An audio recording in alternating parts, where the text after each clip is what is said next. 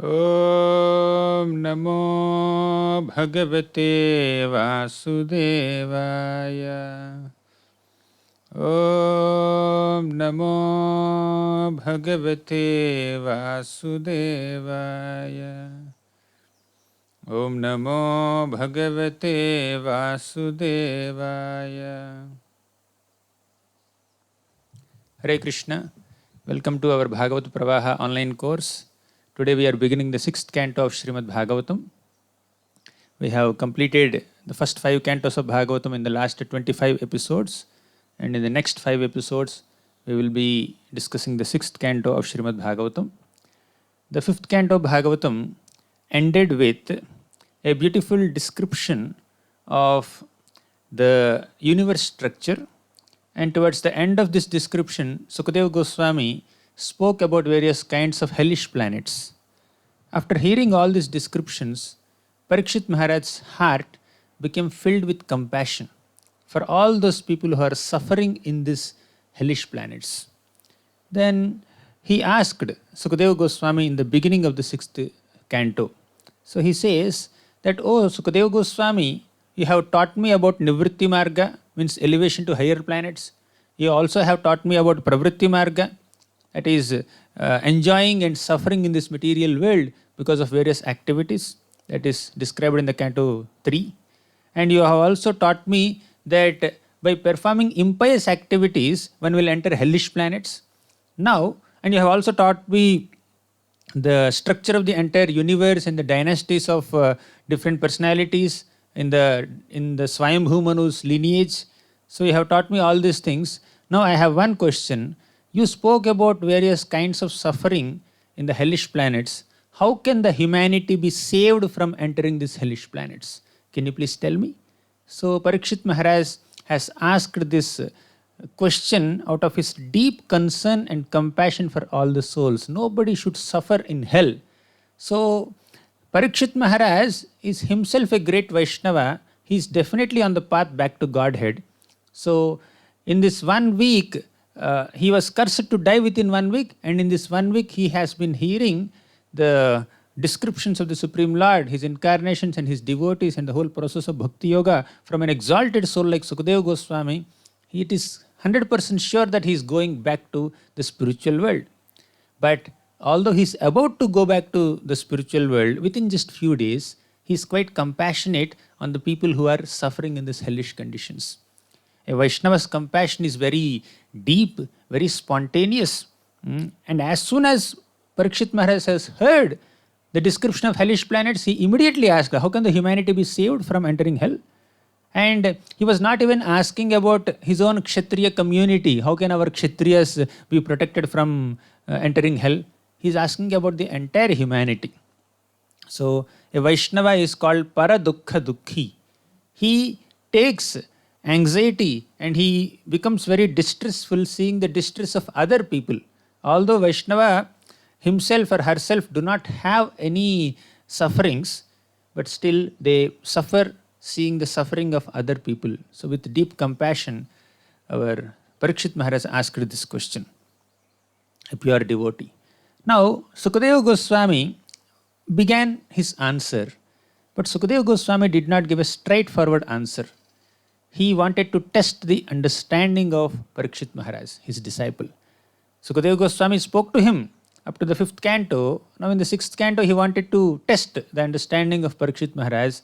So the simple answer to Parikshit's question is, what did Parikshit ask? He asked, how can the humanity be saved from entering hellish planets? The simple answer is, by worshipping the Supreme Lord Krishna, by performing Bhakti Yoga, one need not enter hell. And not only avoiding hell, one can attain the spiritual world also. That is the simple answer. But instead of giving that answer, Sukadeva Goswami told Parikshit Maharaj that, "Oh Parikshit, people perform sinful activities with their body, mind and words, and one has to atone for all those sinful activities. If one performs sinful activities, there will be sinful reactions. One has to suffer them. So if one, after performing sinful activities, if one performs some atonement or prayashchitta for those sinful activities, then one can avoid the reaction." So he says like this. And this is the solution that he gives. For bigger sins, there are bigger atonements. For smaller sins, there are smaller atonements. Before one dies, before one leaves this body, one has to perform atonement so that one can avoid hell. So this is the answer that Sukadeva Goswami gives. But Parikshit Maharaj was not impressed with this answer. Parikshit says that, oh, you are saying that by performing atonement one can avoid hell.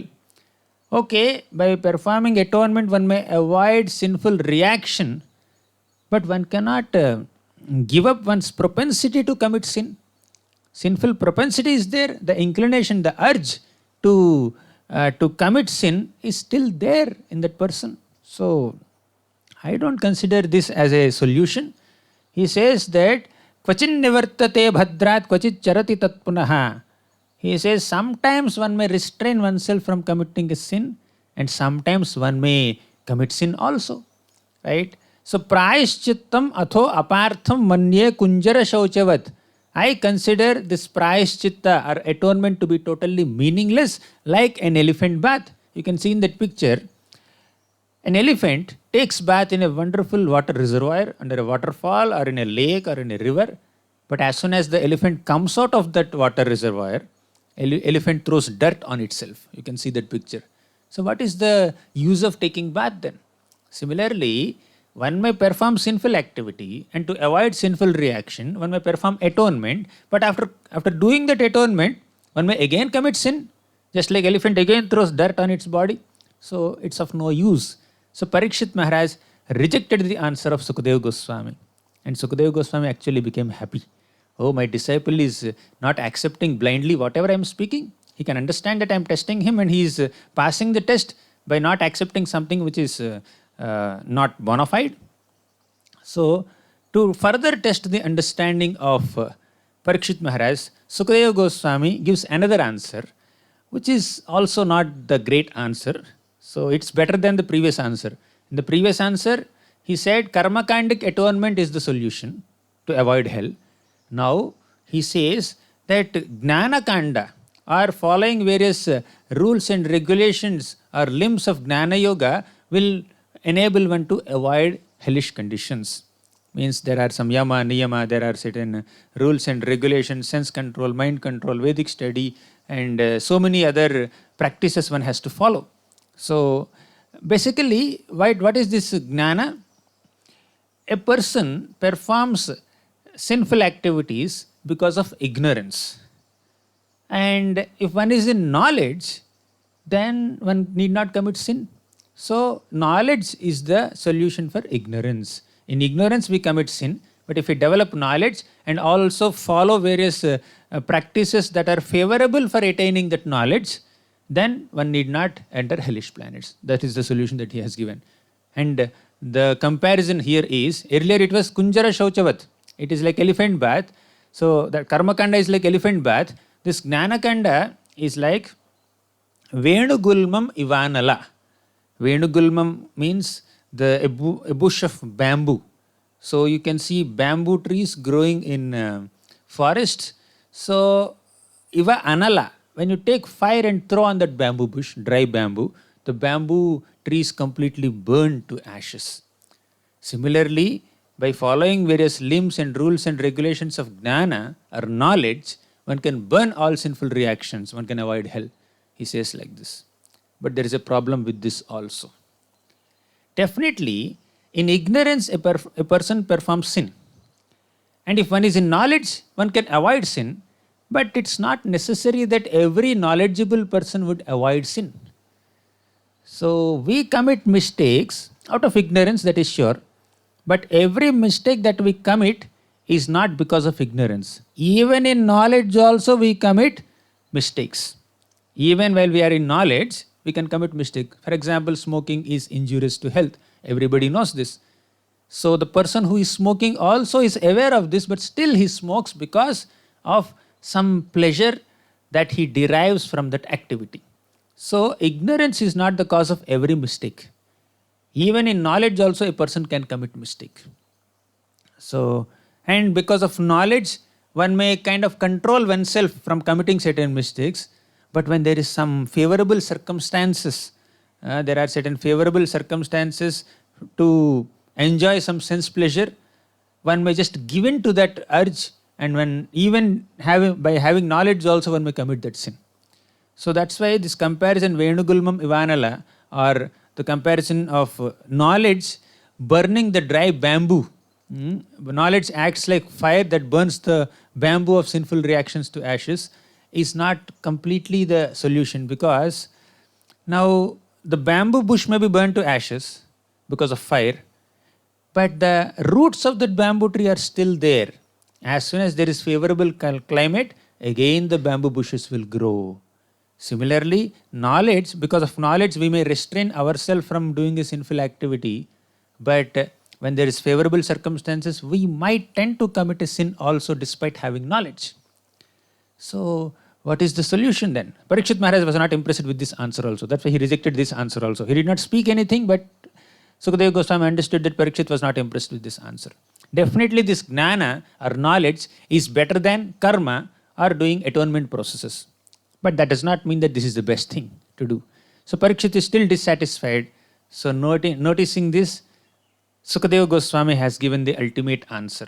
He says, Kechit kevalaya bhaktya vasudeva parayanaha agham dhunvanti karsnena niharamiva bhaskaram. Kechit kevalaya bhaktya, by performing unflinching devotional service unto the Supreme Lord. Kevalaya bhaktya vasudeva parayanaha. Bhakti has to be done unto the Supreme Lord Vasudeva. Then what will happen? Agham dhunvanti karsnena. All the sins are completely eradicated. Agham means sin. Dhunvanti means washed away. Karsnena means completely. All the sins and sinful propensities and sinful reactions are completely vanquished. How? Niharam iva bhaskara. Bhaskara means sun. Nihara means a drop of dew. A drop of dew cannot exist when the sun is shining brilliantly on the sky. So, the sinful reactions or propensities cannot exist when bhakti shines brilliantly in the heart of a devotee. This is the ultimate solution. While karmakandic atonement processes are compared to elephant bath, and various practices of gnanakanda or cultivating knowledge are compared to burning of bamboo bushes. This Bhakti Yoga or devotional services that include Sravanam, Kirtanam, Smaranam, Padasevanam, etc., they are compared to sun evaporating a drop of dew. So, Bhakti Yoga is the best path, and Bhakti is the ultimate atonement. Bhakti is the most auspicious path. On this path, there is no fear of any obstacle, and this path is followed by great saintly people. And atonements do not lead to purification. So atonement may, even for argument's sake, even if you consider that atonement may protect us from certain sinful reaction, but atonement will not protect us from sinful propensity. Only bhakti can protect us. So by performing bhakti, by engaging our senses in various devotional, spiritual activities, the senses will gradually lose their propensity to enjoy on a material plane. To the degree we intensely practice bhakti, to that degree we will be losing the urge to do sense gratification through these senses. So our Sukadeva Goswami says, Sakran manaha Krishna padaravindayor niveshitam tad gunaragi airiham nate yamam pasha bhratascha tad bhatan swapnepi pashyanti cherna nishkritaha. Sakran manaha Krishna padaravindayor. Even if once, if we keep our mind on Krishna pada aravinda. Krishna is the Supreme Lord. Pada means his feet. Aravinda means lotus. Manaha means mind. If we focus our mind on the lotus feet of the Supreme Lord Krishna even once, niveshitam tad gunaragi airiha. And even if we focus our mind on Krishna's qualities, activities, nama, rupa, guna, lila, even once, the result is nate yamam pasha bhratascha tad bhatan. Such a person need not go to hell. He will not. Who will take us to hell? Yamadutas. The messengers of Lord Yama, the Lord of Death, will take us to hell. One need not see Yamadutas even in their dreams also. Even in dreams we don't have to see Yamadutas if we take shelter of Krishna. What to speak of directly Yamadutas coming and taking. So swapnepi pashyantihi. Even in swapna, dream also we need not see. Chirna nishkritaha, the chanting of the holy names, that taking shelter of Lord by doing the whole process of bhakti yoga, we have accomplished all kinds of atonements possible. So generally it's believed that I will be protected from sinful reaction if I perform some atonement. But bhakti is the best atonement. And an important point to note down here is the context of this whole discussion is how can the humanity be protected from entering hellish planets? That's the question asked by Parikshit, and Sukadeva Goswami is addressing it. So bhakti is presented as solution. But by performing bhakti yoga, one will definitely avoid hell, but that is an insignificant byproduct. Avoiding hellish conditions, avoiding meeting Yamadutas is just one small byproduct of the process of bhakti. The end product is love of God. You will get much more than just avoiding hell. So avoiding hell is a discussion, that's why it's being highlighted. But the main thing is we will develop love for Krishna. We will go to spiritual world. So avoiding hell is like one thing, but going to spiritual world is more exciting. So that's what bhakti can provide us. So as an example to this shloka, the 19th shloka we discussed just now, Sakranmanaha Krishna Padaravindayor. As an example to this shloka, Sukadeva Goswami narrates the whole episode of Ajamil. Ajamil was a Brahmana, and he had lost all his good qualities by associating with a prostitute.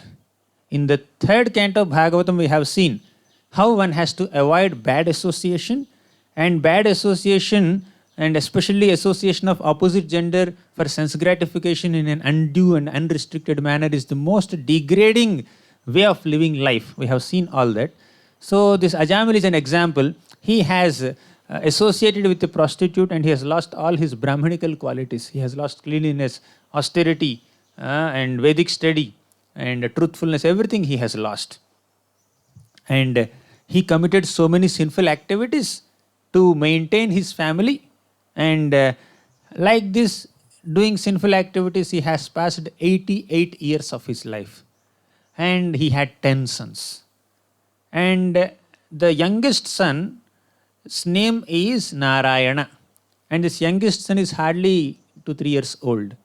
At the age of 88, Ajamil had a very young son who is hardly 2-3 years old. Means Ajamil was having sense gratification and sex indulgence even at the age beyond 80 also, 85, 86, whatever.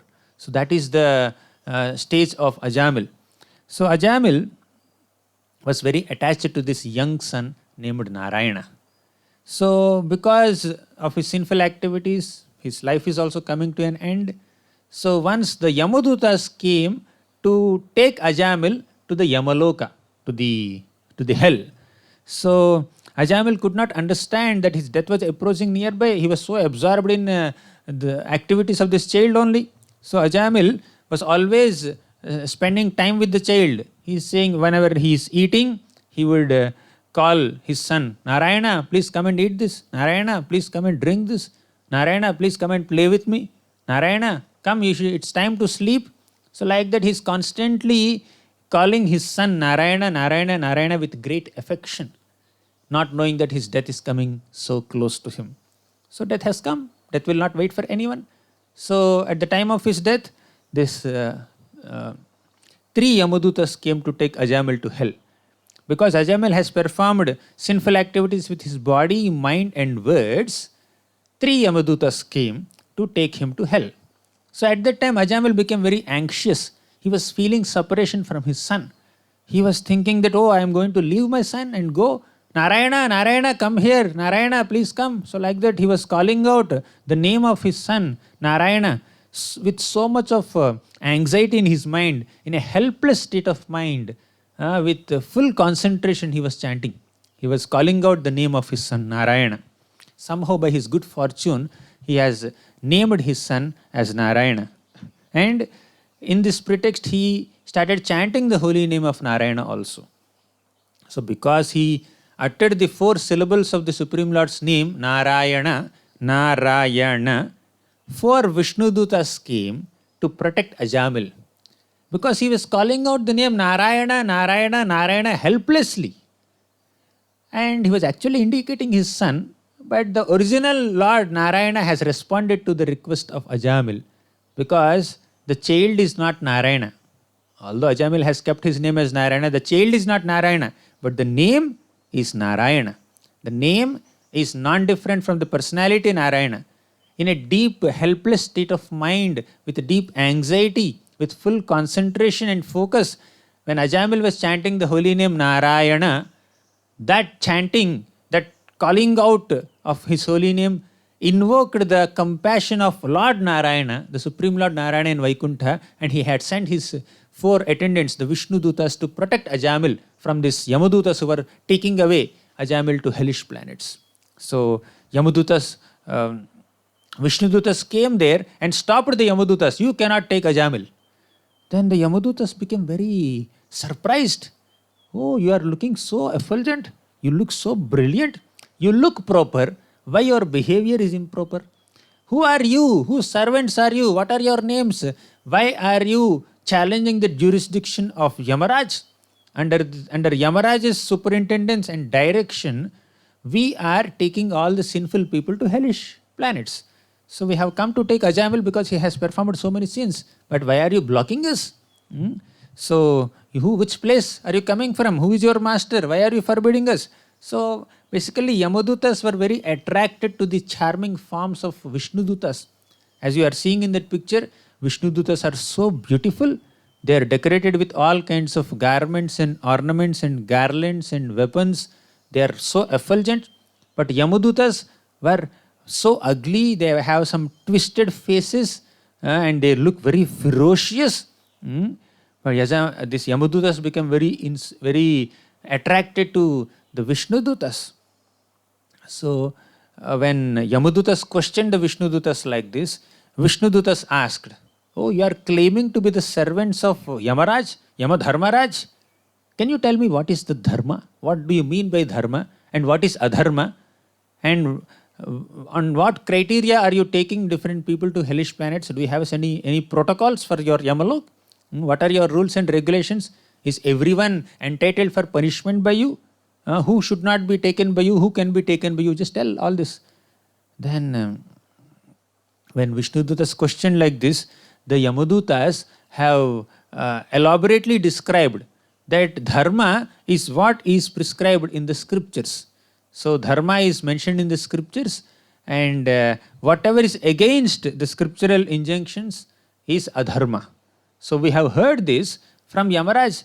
It is Yamaraj who has actually taught us what is dharma and what is adharma. So these Yamadutas, although they are living in hell and punishing people, they are also aware of certain religious codes. So when Vishnudutas questioned Yamadutas, they immediately said that they quoted authority. We have heard from Yamaraj that dharma is the whatever is mentioned in Vedaha Pranihito Dharma. Whatever is mentioned in the scriptures, Vedic scriptures is dharma, and whatever is against it is adharma. And when some people are doing dharmic activities or adharmic activities, there are multiple witnesses who are actually seeing their activities. So the witnesses are Suryo Agnihi Kham Marud Devaha Somaha Sandhyayani Dishaha, means the sun, the fire, the moon, the sky, the demigods, the evening, the daytime, the nighttime, the directions, the water, land, the super soul within. And Yamaraj, all these 12 people are there who are witnessing our activities, whether we are doing good activities or bad activities. And if they are bad activities, how bad are they? They are witnessing all these things. And the candidates for punishment in hellish planets are actually those candidates who are confirmed by these witnesses. And in this great court, the judge is the super soul, because Paramatma is always there in every living entity's heart, and he is noticing all the good and bad activities and thoughts and inclinations and desires of all the materialistic conditioned souls. And he instructs Yamaraj to give certain kind of treatment or punishment to the sinful people. And Yamaraj executes it through the Yamadutas. So now everybody in this material world have a tendency to be influenced by the material modes. And one who is influenced by the material modes tends to commit some pious activities or impious activities. To the degree they are pious or to the degree they are impious, to that degree they are given sinful reactions. They are given reactions and opportunities for enjoyment in upper planets also. So now a person who is living in a body in one lifetime may not be fully aware of his past, present, and future. Now, of the past life, we may not remember our past life, we may not know our future life, but the Super Soul, the Supreme Lord, and his empowered representatives, they are aware of our past, present, and future, and our propensities and everything. So they know, they can observe us, they know better. So they can give certain punishments if needed. Okay, so those people who perform sinful activities are punished in hellish planets, and after sufficient hellish suffering, they are put in different material bodies that suit their material mentalities for further continuation in the cycle of birth and death, perpetual transmigration.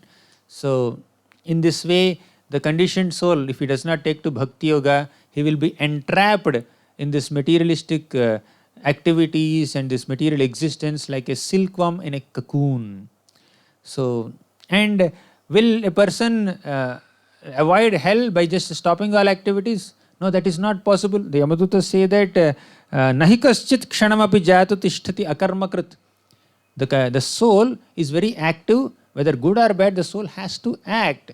One cannot be in inactivity. One is forced to act according to one's own svabhava, one's own propensities. So, like that, the Yamadutas analyzed how they are administering punishment to people. What are the protocols of Yamalok?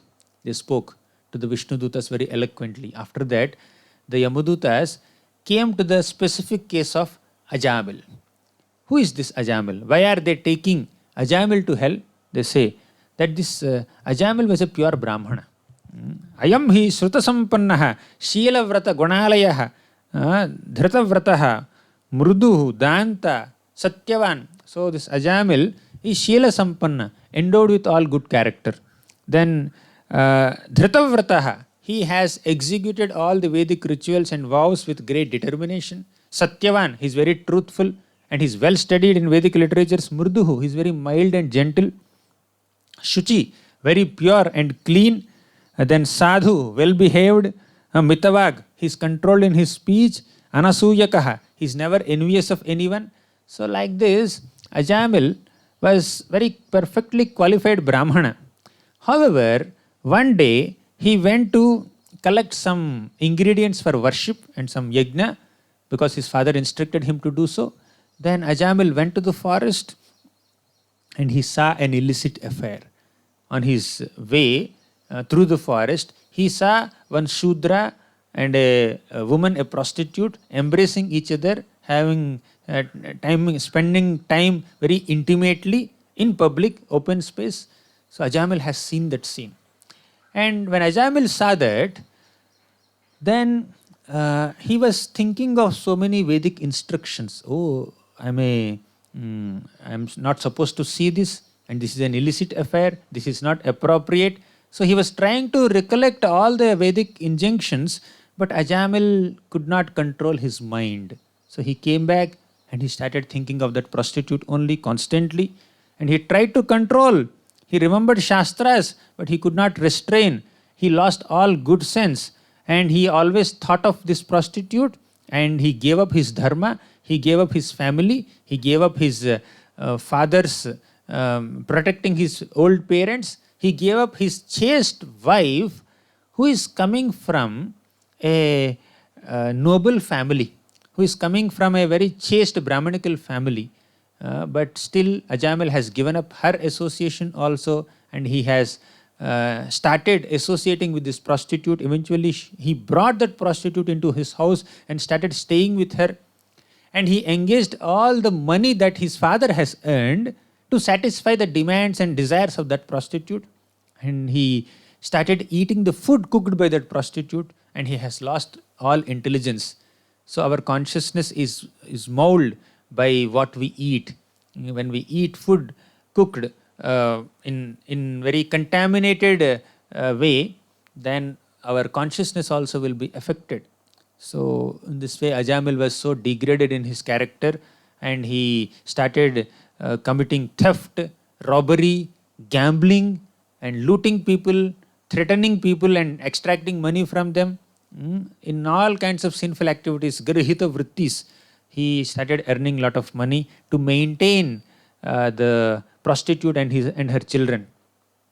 And he irresponsibly had spent his life. He transgressed all shastras.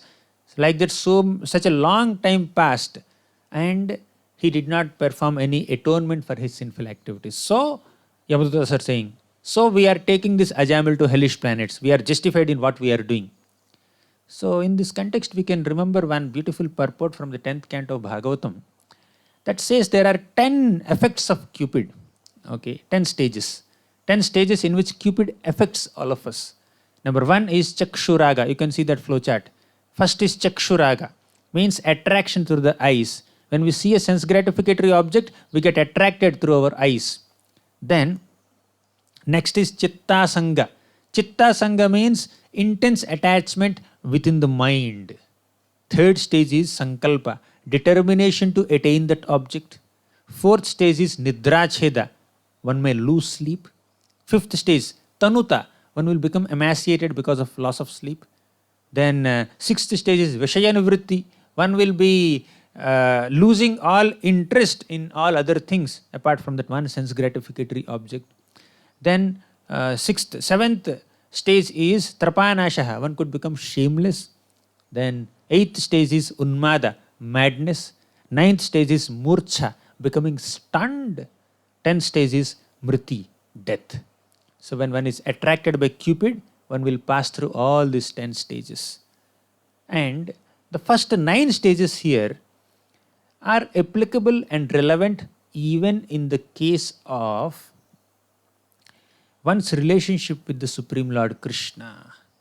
The devotees of Krishna, the gopis or the women of Mathura, they all got attracted to Krishna, and they also go through all these stages. First, intense attraction towards Krishna through eyes, then intense attachment within the mind, then determination to attain Krishna. One may lose sleep, one could become emaciated, one may lose interest in everything other than Krishna. One could become even shameless in expressing one's devotion to Krishna, and one should become even mad in love for Krishna.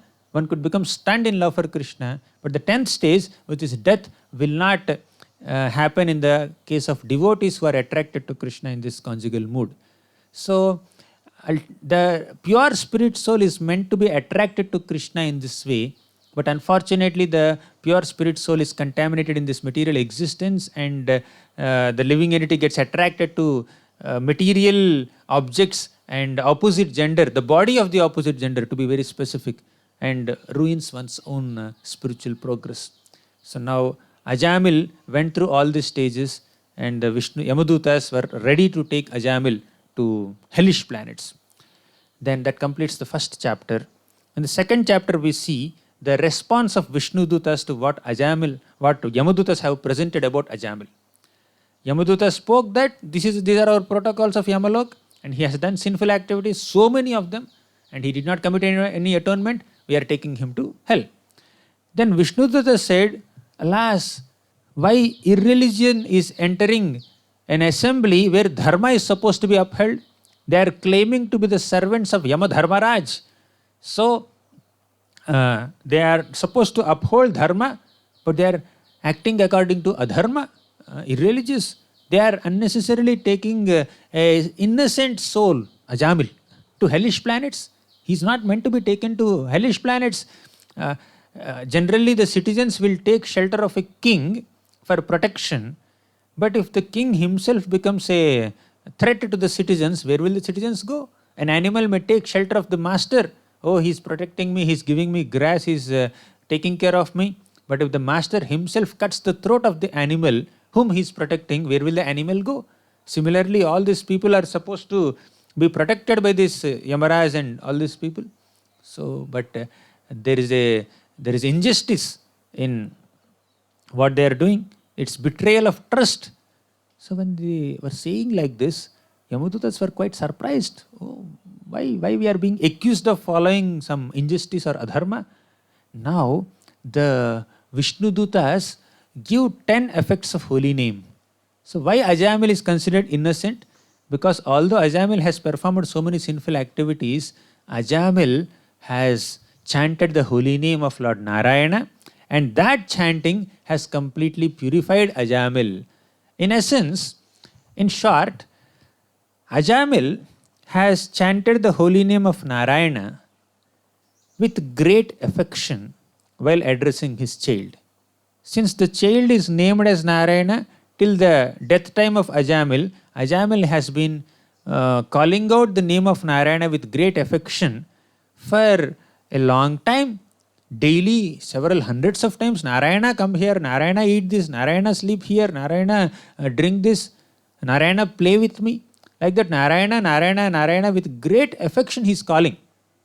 Second, on his deathbed, Ajamil chanted the holy name of Narayana with great distress and in a helpless state of mind, with great anxiety and with full concentration. So that affectionate chanting of the holy name of Narayana and this anxious, helpless state of chanting the holy name of Narayana has completely purified Ajamil from all sinful reactions. That is the potency of the holy name Narayana. So the Vishnudutta said that Ajamil has performed atonement for millions of sins, for lifetimes of sins. Because one holy name of the Supreme Lord, Krishna or Narayana or Rama, can vanquish as many number of sinful reactions that we can even acquire. So our ability to commit sinful activities is not as much as the ability of the holy name to eradicate these sinful activities. So to that, and that chanting of the holy name should be offenseless. If one chants the holy name of the Lord with a mentality that, oh, I am chanting the holy name, I can commit sinful activities. Because the chanting of the holy name can vanquish all my sinful reactions. So if one is chanting holy name with that kind of mentality, it is an offense. But Ajamil did not commit any offense to the holy name. He committed sinful activities, but he chanted the holy name Narayana, but he never thought that, oh, my chanting of Narayana will eradicate my sinful activities. Or he never committed any sinful activities thinking that I will chant and I will eradicate them.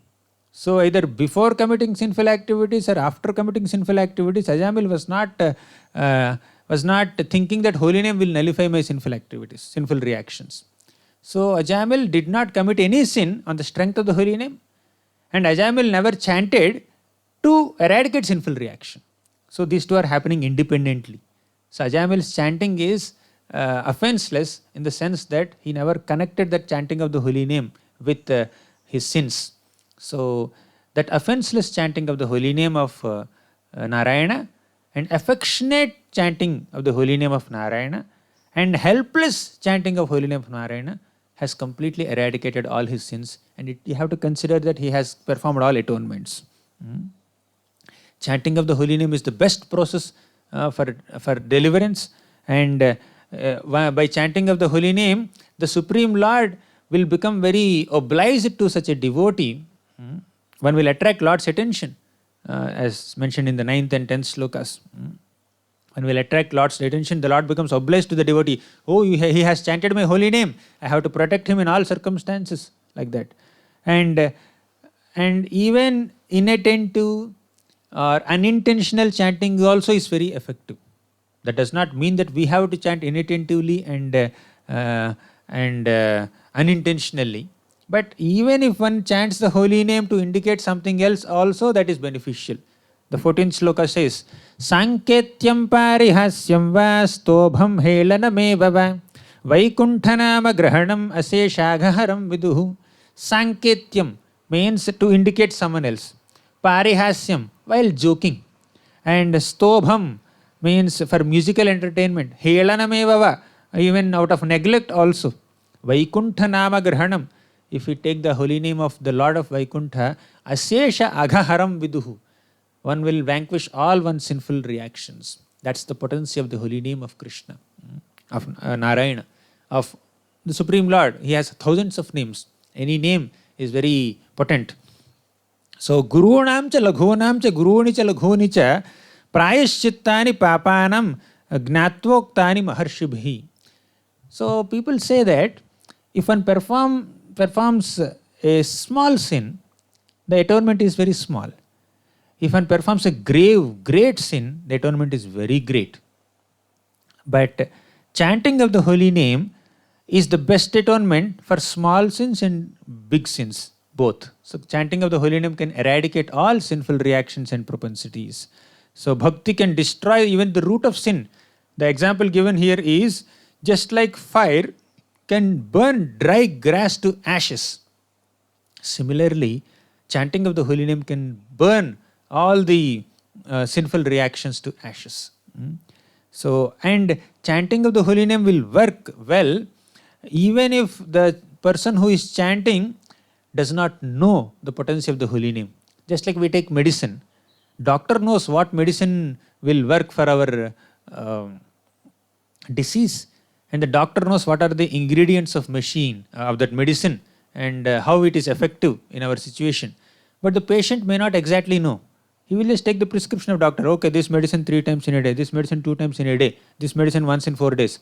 He just takes and the medicine works despite of the ignorance of the patient. Although the patient is not knowledgeable about the medicine, still the medicine works. Similarly, although the person who is chanting the holy names is not aware of the potency of the holy name, still the holy name works.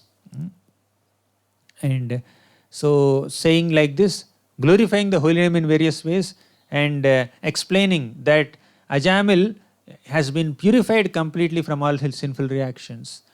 The Vishnudutas have cut the ropes of Yamadutas and released Ajamil from their clutches.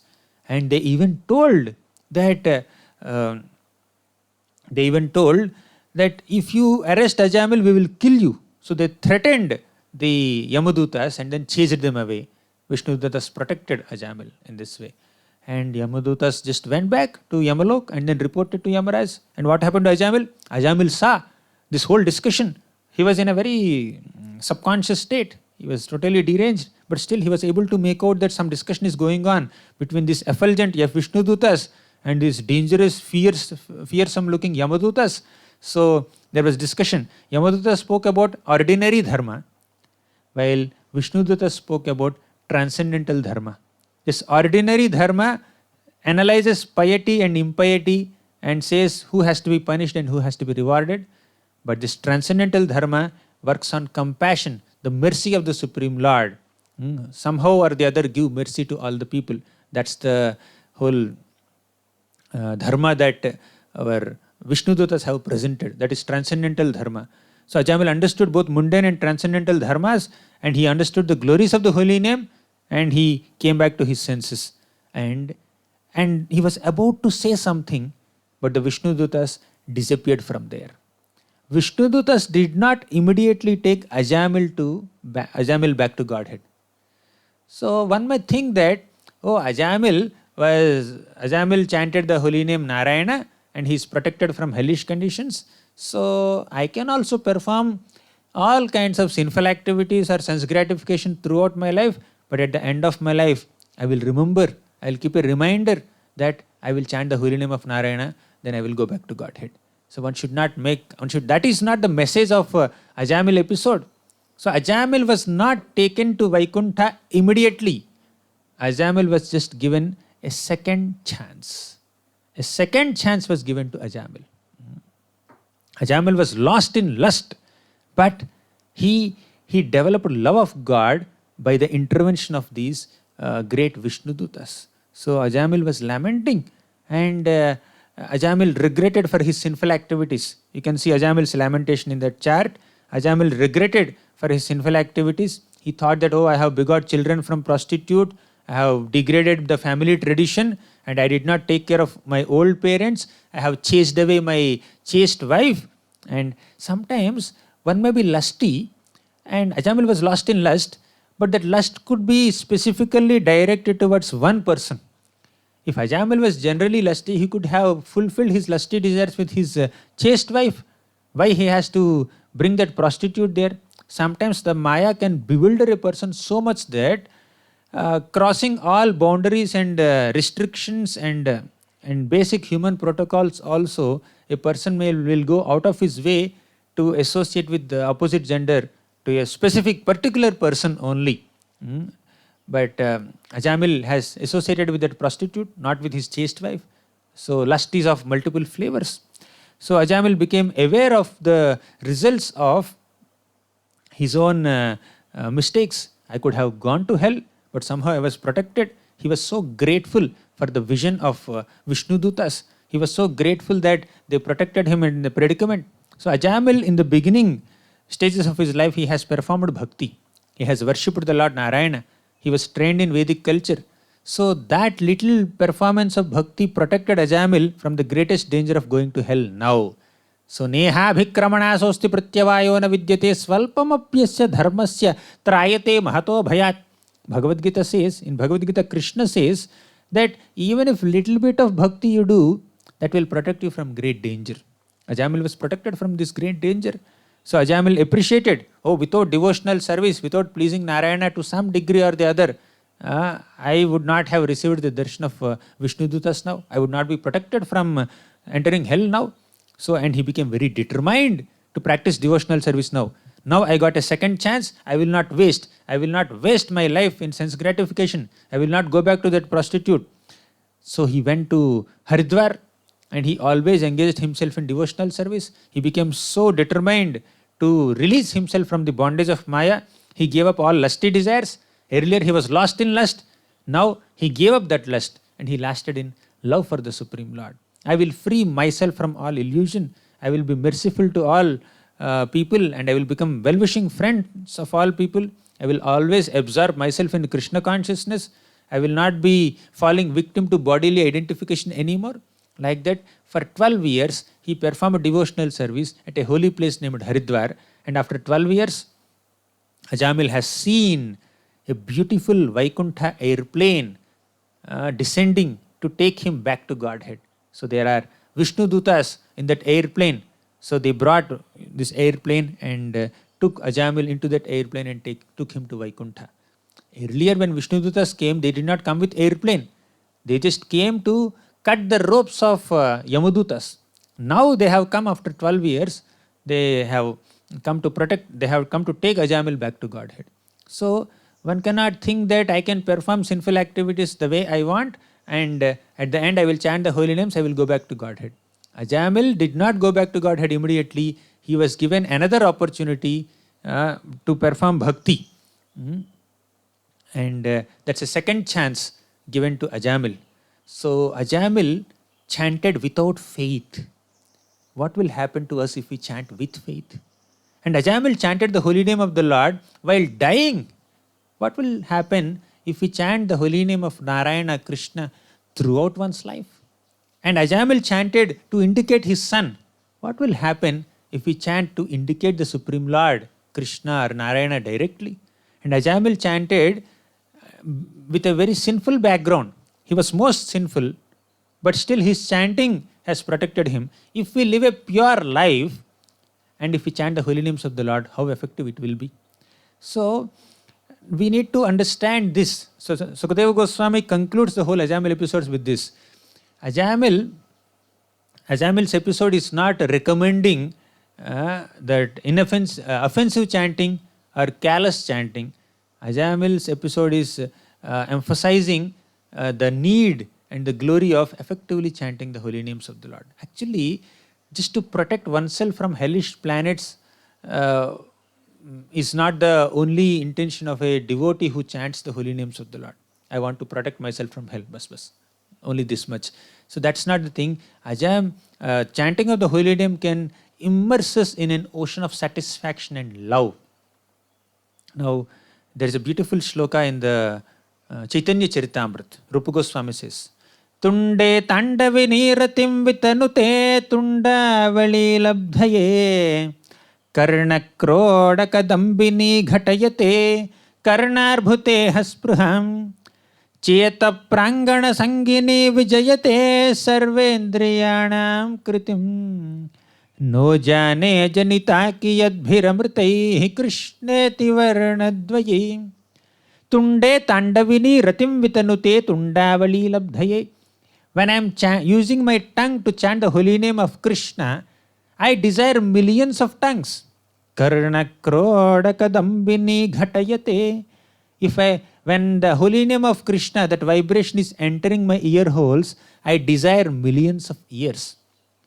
Then cheta prangana sangini vijayate sarvendriyanam kritim. When the holy name of Krishna is dancing in the courtyard of my heart, all other senses become inert. I don't feel like engaging my senses in any activities of sense enjoyment. My heart is totally immersed in the nectar of holy name. No jane janita kiyadbhiramrtaihi krishneti varnadvayi. I don't understand what great nectar is embedded within these two syllables of Krishna.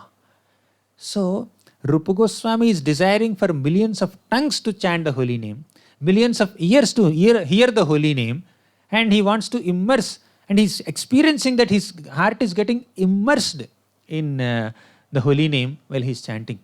So we all have that potential to relish the holy name of Krishna. So one needs to aspire for that potential to chant the holy name of Krishna rather than just protecting oneself from entering hellish conditions. So holy name has that potency to give us joy. Now that completes the second chapter, the story of Ajamil.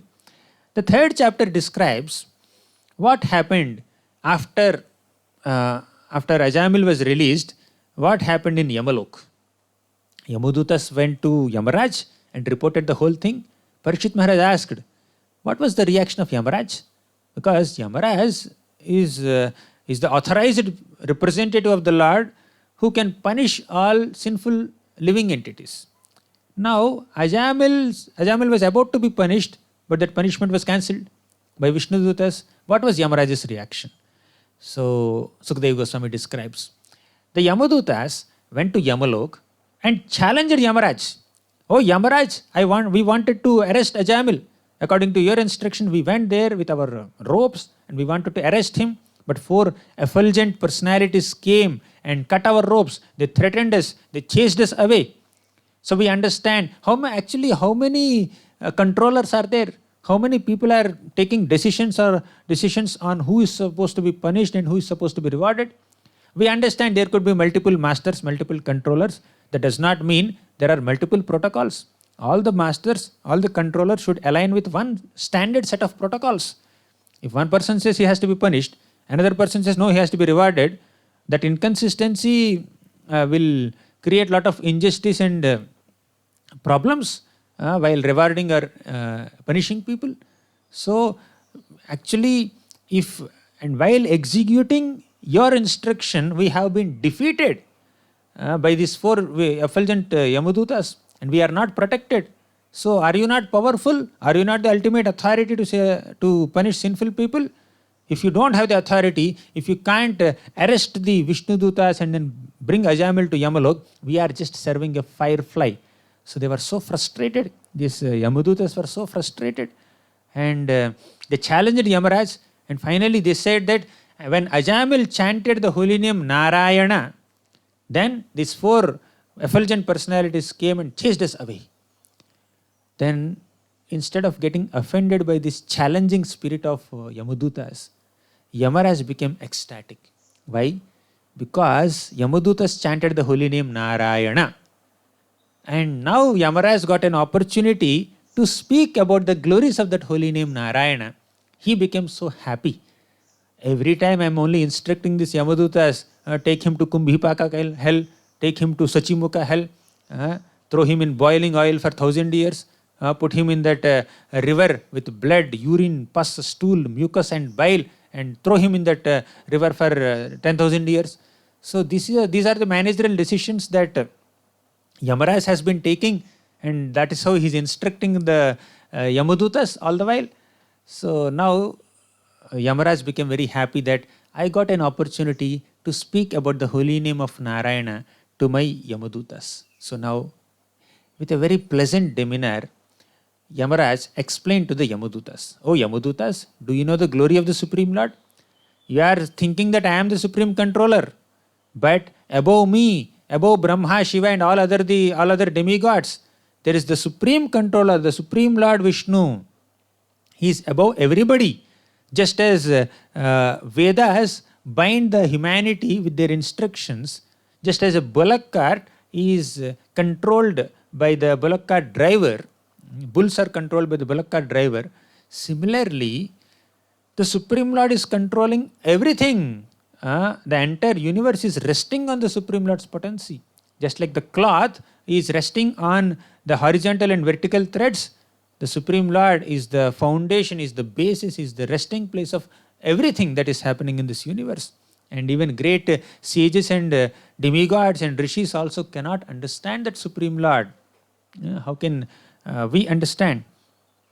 So Yamaraj has spoken very eloquently about the glory of the Supreme Lord. And also Yamaraj said that, "Oh Yamadutas, the Vishnudutas are very powerful. They are the servants of the Supreme Lord. They have qualities similar to the Supreme Lord. They are specifically independent and they are empowered to protect the devotees of the Lord.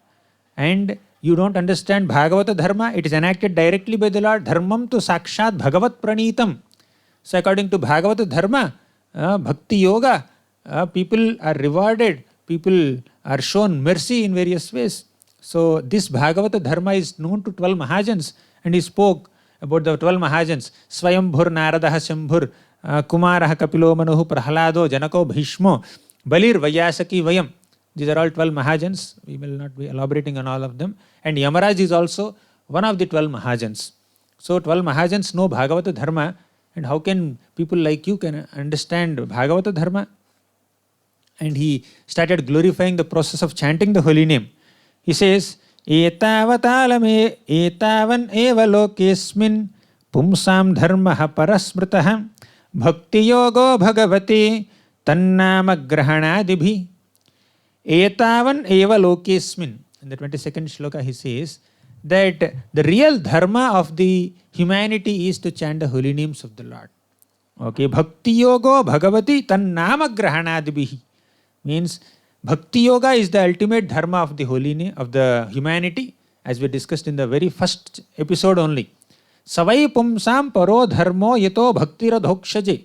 The ultimate duty of the entire humanity is to to perform Bhakti Yoga, and in that Bhakti Yoga, chanting of the holy names of the Supreme Lord Krishna is one of the foremost processes. So then further he says that even improper chanting of the holy name also is very effective in enabling the Lord's mercy. So mind absorbed in dharma, artha, kama, moksha and many karmakandic rituals will not deliver one from all reactions. One cannot understand devotional service and the potency of chanting if one absorbs mind in Vedic rituals. So, and he also describes the characteristics of devotees. You can see there are two beautiful shlokas. Oh, they are not put in the slide. So, the two shlokas that Yamaraj speaks, instructing the Yamadutas are Te deva siddha parigita pavitra gatha ye sadhavo bhaga ye sadhavah samadrisho bhagavat prapannaha tannopasidata harer gadaya bhiguptan naisham vayam nachavayah prabhavama dandehe. In this shloka, Yamaraj is saying, Te deva siddha parigita pavitra gathaha. The glories of great devotees are sung even by great personalities like sages and siddhas also, perfected beings. And ye sadhavaha samadrusho bhagavat prapannaha. They are great sadhus. They are equipped with great sadhana. And samadrisha, they have equanimity. Bhagavat prapanna means they are completely surrendered unto the Lord. So such devotees are not meant to be brought to these hellish planets. Why? Tannopasidata, don't even approach them. Why? Harer Gadaya Bhigupta, and they are constantly being protected by Lord Hari's Kaumodaki Gada. We discussed in the third canto. Kaumodaki Bhagavato Dayitam Smareta Digdhamarati Bhatashonita Kardamena. The Kaumodaki Gada of the Supreme Lord encircles the devotees, and if somebody is trying to attack the devotees, Kaumodika Gada will just hit them. So Kaumodaki Gada is always tainted with the blood of the demons who are trying to trouble the devotees. Yamadutas, Yamaraj is instructing the Yamadutas, oh Yamadutas, never even approach that great devotees. Naisham vayam nacha vayaha prabhavama dandi. I cannot punish them. Brahma cannot punish them. Even time factor also cannot influence such devotees. You people cannot go there. So don't do that. Then but whom to bring? Whom to bring to Yamaloka? He clarifies. Jihvana vakti bhagavad gunanama dheyam chetaschana smarati taccharanara vindam krishnaya no namati yachira ekadapi tanana vadhamasato krita vishnu krityan. In this shloka, Yamaraj says, Jihva na vakti bhagavad gunanama dheyam. The person who does not engage his tongue in chanting the holy name of the Lord even once. Chetaschana smarati taccharanara. The person who does not engage his mind in remembering the lotus feet of the Lord even once. Krishnayano namatiya chira ekadapi. The person who does not offer obeisances to Krishna even once. Such people should be brought to Yamalok.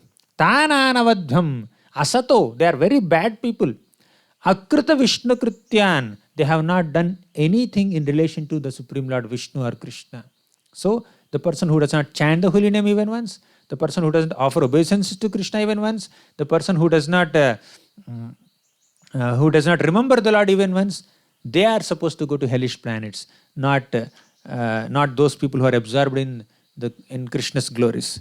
So in this way, Yamaraj very emphatically instructs the Yamadutas in the whole process of bhakti yoga and chanting of the holy name, and warns them, cautions them, don't approach devotees.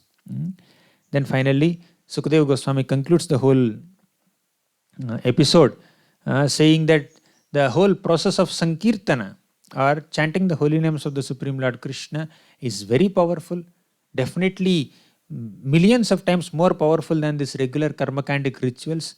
So devotees will never return to sinful activities. People who are doing some karmakandic atonement and other Vedic rituals and pujas may go back to sinful activities, but devotees who have completely dedicated their lives to Krishna's service and chanting of the holy names of the Lord with absorption, such people will not be going back to material activities. So finally, Yamadutas understood the glories of the holy name, and since then, Yamadutas never tried to go to devotees. While Yamadutas are very fearful to sinful people, all people, but Yamadutas see devotees and they become fearful. Yamadutas become fearful of devotees. So that completes the episode of Ajamil. Thank you all very much. Granthra Srimad Bhagavatam ki jai, Srila Prabhupada ki jai.